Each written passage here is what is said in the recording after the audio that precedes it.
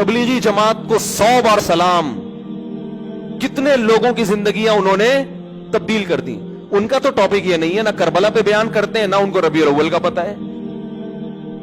कैसा शिर्क और बुत परस्त। कितने बड़े बड़े गुलकार फनकार हैं, दाढ़ियां रखवा दी उनको, तहज्जुद गुजार बना दिया।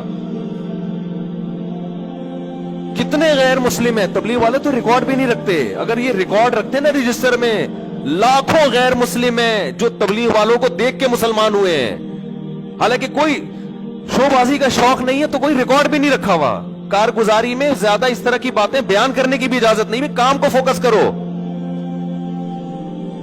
तो जो अमली जिंदगी वाले लोग हैं उनका लाइफ स्टाइल कुछ और होता है, बातें करने वालों का स्टाइल कुछ और होता है। देखने में आपको बातें करने वाले पढ़े लिखे लगेंगे, लेकिन अमली जिंदगियां तब्दील करने वाले कोई और होते हैं।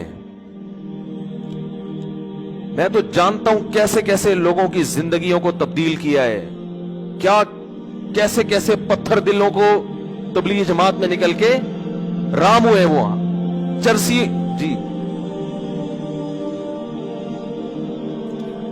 तो कितने लोग हैं दुनिया में जिनको हम जानते हैं, ऐसे लड़कों को जो कत्ल किया करते थे, जो शराब पिया करते थे, तबलीग में वक्त लगाकर उनकी जिंदगियां चेंज हो गई। अगर उनको किसी ऐसे खतीब के महफिल में ले जाके बिठा देते कि वो बयान कर रहा है, जनाब इस पे करबला पे बयान कर रहा है और हज्जाज बिन यूसुफ पे रिपोर्ट पेश कर रहा है, बनु उमय्या पे रिपोर्ट पेश कर रहा है, ये लोग शराब छोड़ते?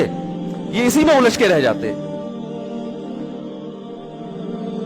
हदीस में दुआ सिखाई है, अल्लाहुम्मा इन्नी आऊज़ु बिका मिन इल्मिन ला यनफा। अल्लाह ऐसे इल्म से पनाह मांगता हूं जो फायदा ना पहुंचाए। तो हमारी पैदाइश का मकसद ये है कि तुम में से अच्छा अमल कौन करता है। कोई शख्सियत मकसूद नहीं, अमल मकसूद है। देखो किस कदर इस्लाम में शख्सियत परस्ती की नफी है, उसकी मैं एक मिसाल आपको देता हूं सही हदीस से। बहुत टेक्निकल मिसाल है, इसको खूब अच्छी तरह समझें। कुरान मजीद में सूरह तौबा में अल्लाह ने ग़ज़वा तबूक का वाक़या बयान किया,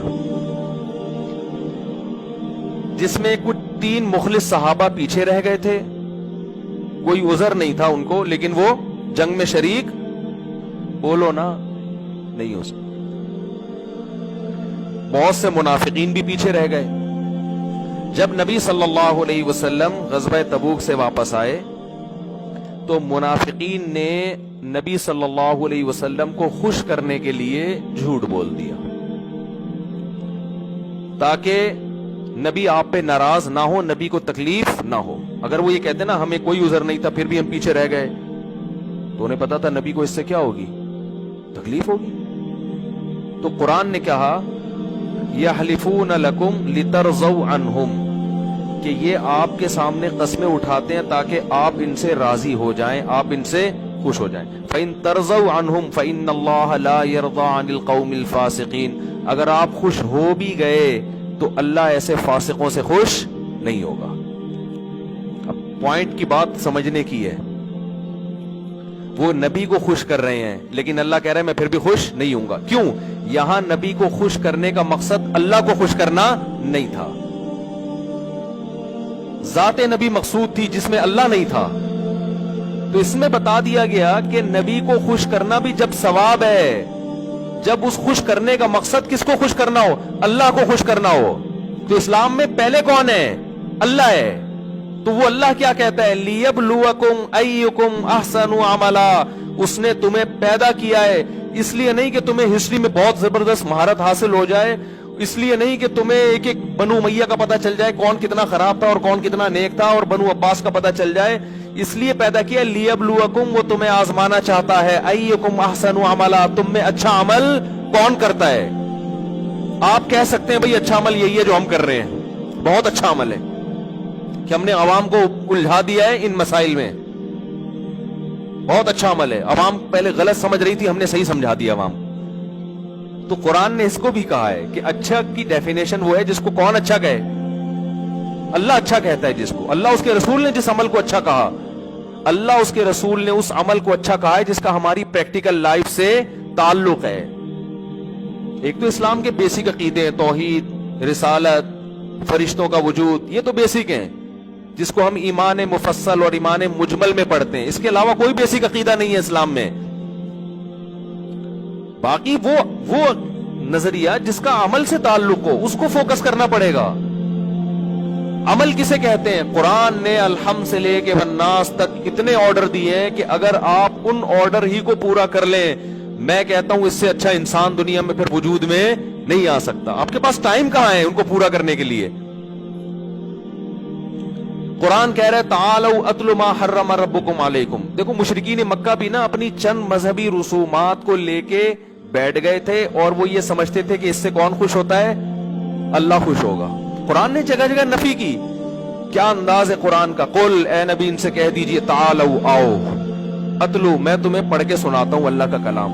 ما حرم علیکم ربکم میں بتاتا ہوں تمہارے رب نے کون سی چیزوں کو حرام کیا ہے. یہ جو تم نے جاہلیت کی چند رسومات کو پکڑ کے بیٹھ گئے ہو نا اپنے طور پر اب معیار ایک تم نے بنا لیا, یہ نہیں ہے. آؤ میں تمہیں بتاتا ہوں کون سی چیزیں جن سے خدا ناراض ہوتا ہے اور کون سی چیزیں جن سے خدا خوش ہوتا ہے. آؤ. کتنا اچھا انداز ہے کہ ایسے ہے جیسے ایک آدمی کنفیوز پھر رہا ہو, پاگلوں کی طرح دیواروں سے ٹکرے مار رہا ہو, اس کو منزل نہ مل رہی ہو. اس نے جانا ہے جناب صدر جانا ہے, کوئی گاؤں دیہات سے کوئی بندہ کراچی آ گیا, یا اس نے کینٹ اسٹیشن جانا ہے. اب اس سے پوچھتا ہے, وہ کہتا ہے کینٹ اسٹیشن ادھر کو ہے, وہ ادھر کو چلنے لگا. دوسرے سے پوچھتا ہے, وہ کہتا ہے نہیں وہ بھی صحیح بتا رہے کہ ادھر کو ہے, لیکن اتنے پیچیدہ طریقے سے بتا رہا ہے کہ تو پہلے یوں جانا, پھر یہاں سے جا کے نا ایک گولے گنڈے والا آئے گا, وہاں سے رائٹ ٹرن ہو جانا, پھر ایک کلفی والا ہے ادھر سے لیفٹ ٹرن ہو جانا, ادھر 4K کا اسٹاپ آئے گا, وہاں سے پھر بس میں چڑھ کے پھر ادھر اترنا, پھر یوں. بوکھلا گیا یار. دوسرا بندہ بھائی چھوڑ اس کو, تو ایسا کر تو یہاں سے نا ادھر سے جانے کے بجائے ادھر رش ہوگا, تو یہاں سے نکل جا کٹھی پہاڑی سے یوں نکلے گا, پھر ادھر سے بنارس ٹرن مارے گا, ادھر شیر ادھر جائے گا. روڈ تھوڑا خراب ہے لیکن راستہ کھلا ہوا ہے. پھر اب وہ شیرشاہ کیا ہوتا ہے, ایسے میں کوئی عقل مند کہے گا ادھر آ یار, ایسا ہی ہوتا ہے نا اسٹائل. ابے ادھر آ, زیادہ لمبی چوڑی ٹینشن میں پڑنے کی, ادھر آ, ادھر بیٹھ جا پیچھے گاڑی میں ادھر ہی آ رہا ہوں. حل ہو گیا نا مسئلہ. ہاں تبلیغ والے یہی کرتے ہیں کہ ابے تو چھوڑ دے ان مناظروں میں بحثوں میں, 3 دن لگا لے, انسان کا بچہ بن کے واپس آ جائے گا, لگا لے ہمارے ساتھ.